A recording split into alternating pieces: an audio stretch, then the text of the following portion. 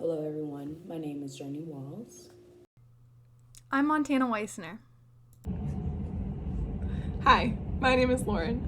In this seminar, my colleagues and I will be informing you on the topics of AAVE, the myth of standard English, and what you, as an educator, can do to cultivate a classroom environment in which young students of color feel safe and valued.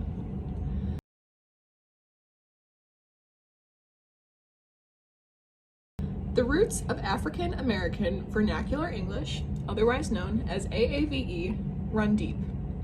There is rich culture embedded into the language, regardless of its deliberate demonization by the largely accepted myth of a, quote, standard English. Woven into our nation's history is the erasure of the vibrant cultures of populations of color, intentional or not. We are plagued by the wide acceptance of a single style of the English language, or standard English. By largely accepting this standard English as the single style that is to be perceived as educated or competent, we overlook the rich and historic culture embedded into AAVE. Before looking into the harms of perpetuating this myth of standard English, I'd like to touch on what AAVE meant to its earliest speakers. The slave ship's journey to the Americas came with a mass dehumanization and a deliberate stripping away of the individuality of the African people. Between the rows of cotton fields and within the walls of slave cabins, AAVE was developed as a form of communication among Black people. A sense of unity and a newfound sense of individuality was found in AAVE, and it continues to empower Black Americans today. With an understanding of AAVE comes a great responsibility in our educators to preserve the richness of its roots. To quote an insightful piece by scholar Yolanda Seeley Ruiz, though African Americans are creators and descendants of a rich and complex culture, they continue to battle the stereotype of having cultural and language deficiencies. This stereotype stems from a single style of English that is accepted as being the sole way of speaking to be perceived as educated and appropriate. The belief that there is a single style of speaking English that can be seen as the language of the educated is a myth.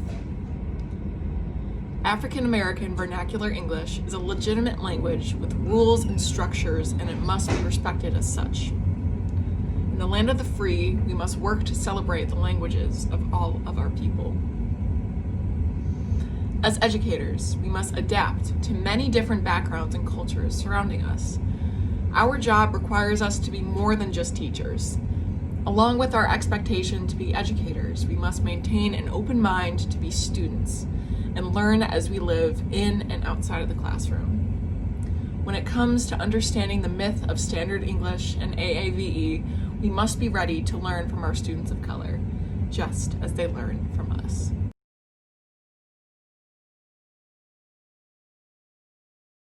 I want to explain what code switching is. So, a simple way to put it is code switching is when someone changes their dialect, accent, language, or even their behavior to fit the current environment that they're in. In the podcast by Pitt Edcast, they had a special guest who was April Baker Bell. Now, Baker Bell, she talks about code switching and how the history of code switching for students who use African American Vernacular English was really supposed to help these students survive or make white spaces comfortable. And she's basically is saying that definition is false, which is true. The definition is false because code switching is damaging. It basically erases the culture, the identity of these students because they have to make their white peers, this white space they're in, this white environment that they're in, more comfortable because they cannot be their self.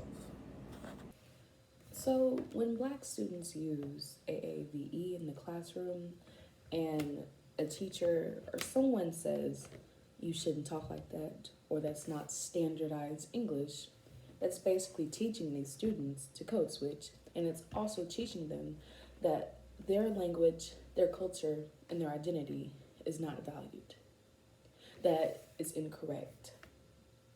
And this creates a sense of internalized racism, self-hate, and low self-esteem. This is why this video is important, because no child should feel as if they're not valued.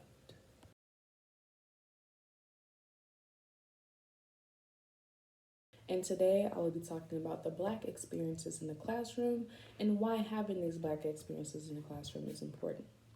I will also talk about how the erasure of Black experiences creates this survival model complex for Black students.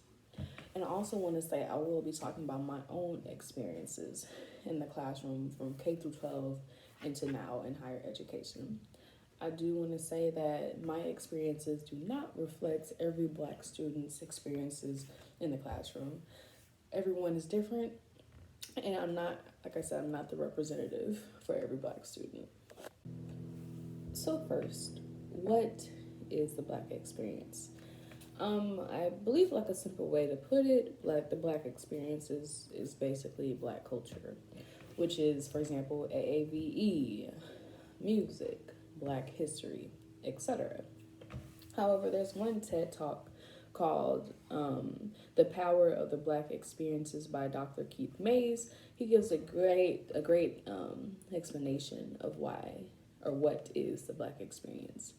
And one quote that he says that really sticks out to me is that they want Black bodies in the classroom, but they do not want the Black experiences in the classroom. Meaning Black bodies are just seen as a diversity quota, and they're not seen as basically human.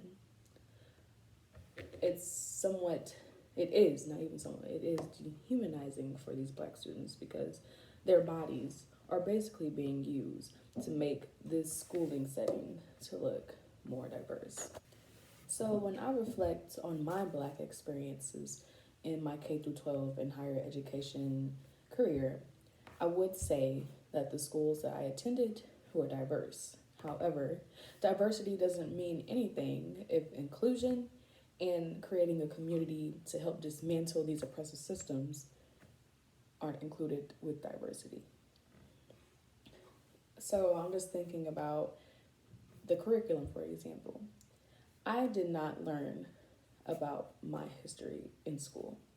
And if I did, it was the same whitewashed history from the enslavement of my ancestors to MLK.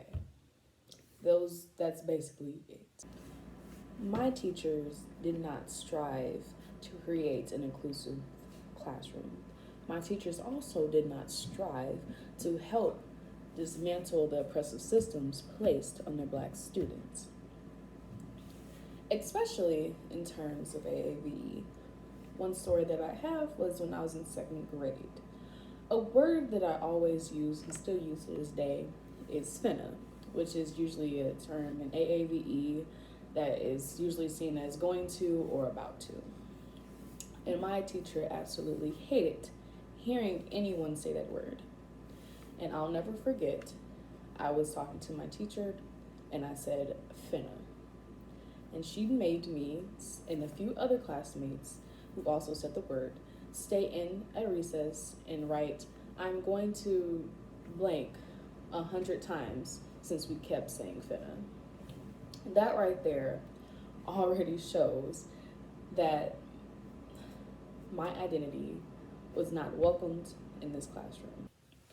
So the big question is, why is the Black experience important in the classroom? And it's important because Black students do not have to code switch. And we know code switching basically erases the identity and culture of these Black students. Now, having the Black experience in the classroom allows Black students to know that they are valued and that they matter. They let them know that they're not just a diversity quota, but they are a human being deserving a quality education. They're just not somebody in a classroom, just trying to make a school look diverse. Having Black experiences in the classroom allows these students to know that they are welcomed and that their teachers care about them. And the teachers care about dismantling the systems that oppress them. These Black experiences allow students to be who they are. They allow these students to thrive in school and not create this survival mode complex, which I will now talk about.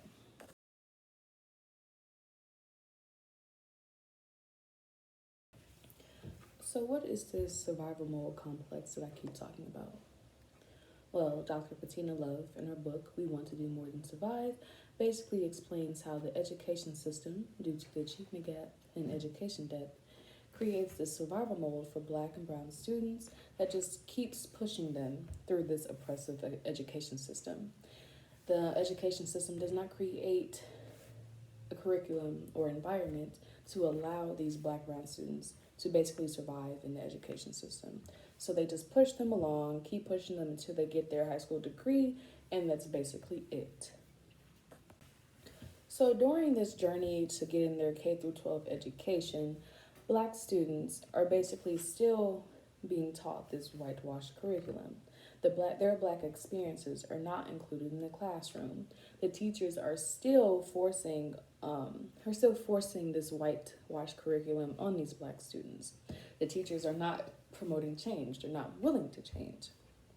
So Dr. Love, basically, her main focus is abolishment teaching, which will basically help abolish this oppressive education system in order to help these Black students thrive in education.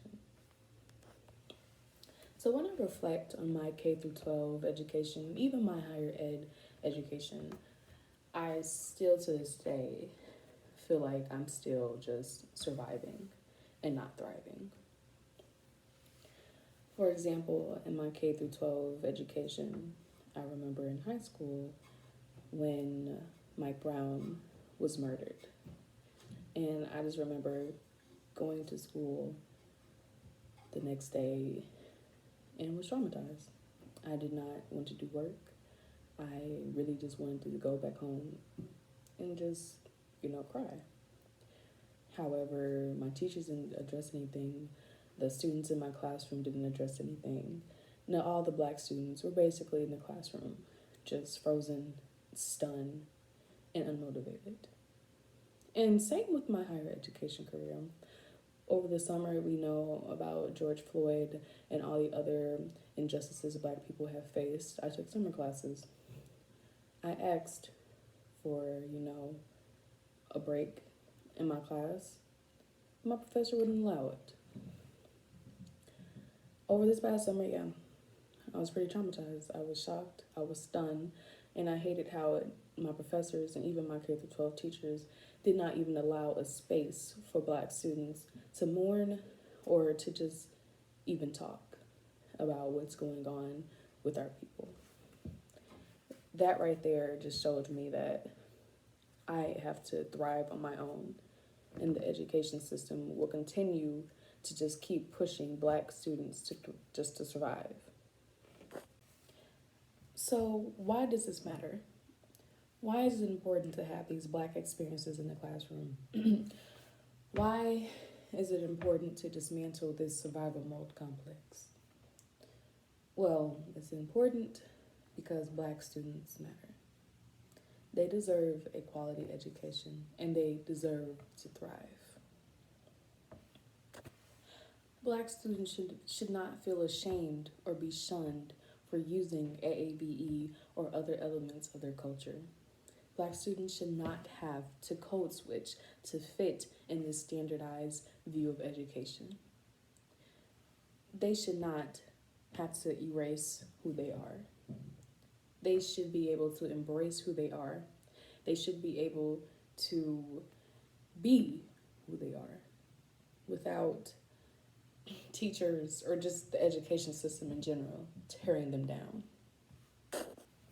There's one more thing that I want to talk about, and it's regarding this quote from Dr. Love's book, We Want to Do More Than Survive.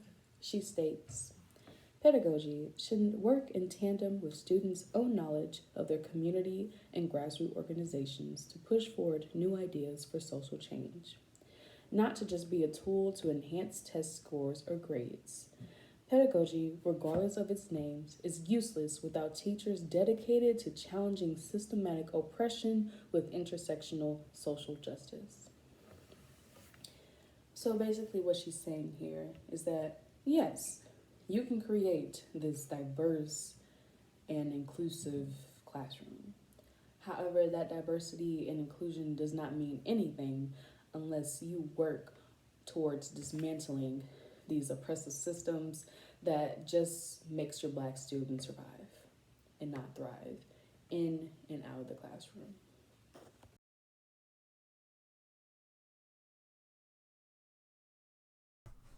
Now that you've heard what my colleagues Lauren and Journey have had to say on AAV, code switching, and the Black experiences in the classroom, I'm here to give you the resources in order for you to do your own learning on the topic as well.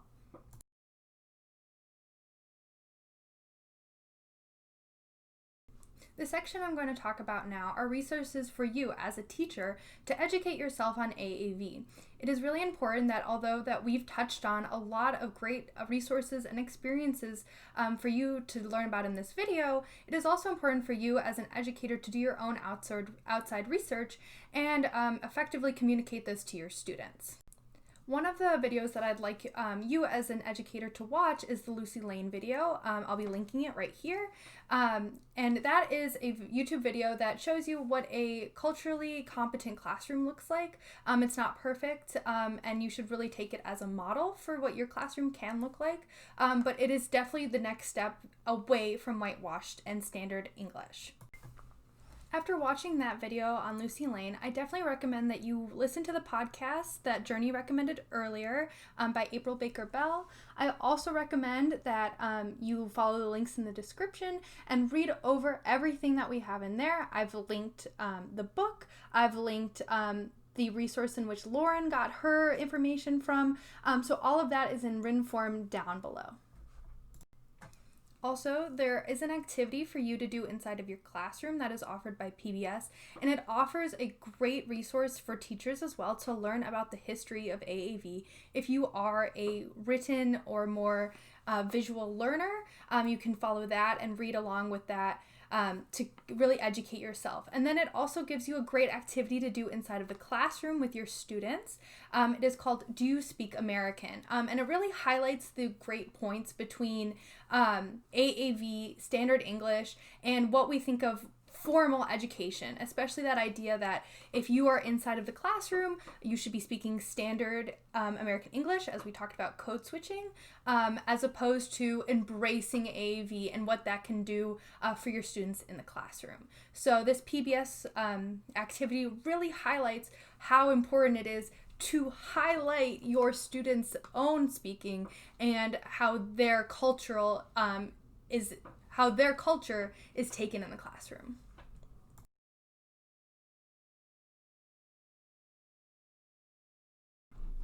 So once you've done all your own research, once you've taken in these videos, you've read the books and the articles that we're recommending to you, after you've really taken into account and reflected on your own experience with teaching AAV, and maybe you have never had any experience with AAV, well, that's now on you to make that step forward to connect personally with the community, with your students, and make sure that you're having culturally competent pedagogy.